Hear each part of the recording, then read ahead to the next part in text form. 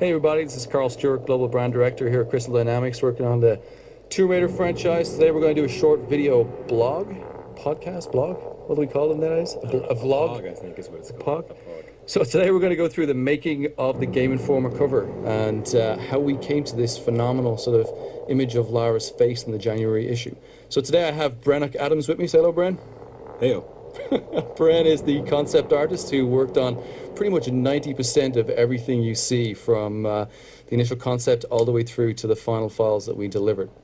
What you see here is a blank slate, and we gave Bren the idea of sort of tackling this job of bringing emotion to the page of Lara in a way in which we've never ever seen her before. So take it away there, Bren.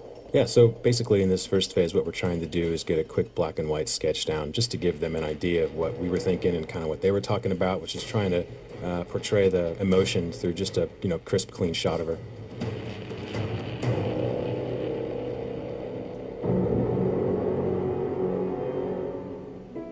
What you see here is some of the color palettes, and you really tried to push Lara as hard as possible, didn't you? I did, yeah. Maybe possibly a little too far. We purposely have disguised some of the work here because I think it went a little overboard. Let's a little bit overboard, but it got a little crazy. As you can see, Brad laughing away there. Along with some of the other shots that they were talking about, we wanted to give them a couple different looks. So after locking down the concept direction and composition, we then began working with our colleagues over Japan. I hopped on a plane, traveled 5,000 miles to sit down with the Visual Works team and start working on the 3D model that they had created for us, which was probably one of the most detailed models I have ever seen in my life. Yeah, Visual Works really knocked it out of the park, and they gave us the best render of Lara that we've ever seen. They also gave us a bunch of light variations as well as some different dirt effects to choose from, which was fantastic. Once we had the model back, Bren then went in and started gritting her up, turning into a true survivor. That's right, yeah.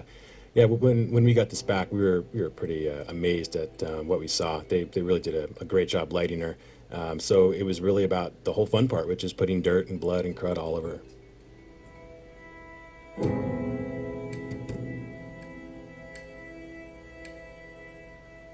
So, whilst Bren was working away here at the studio on the main portrait, we had our agency in LA, Petrol, start working on compiling the working files, laying everything out, and that massive job of building out that background.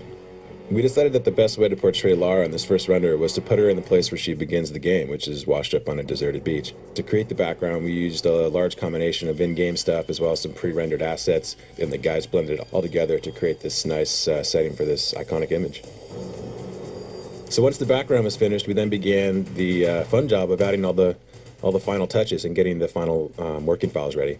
And the job was split between 2 locations in LA and San Francisco.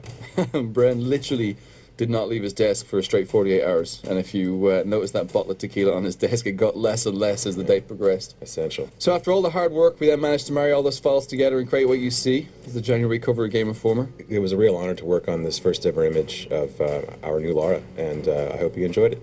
So thanks to all the teams at Visual Works in Japan, Petrol in LA, and the teams here at Crystal Dynamics for all the time they spent working on this awesome piece of art. Until next time, see you soon. Later.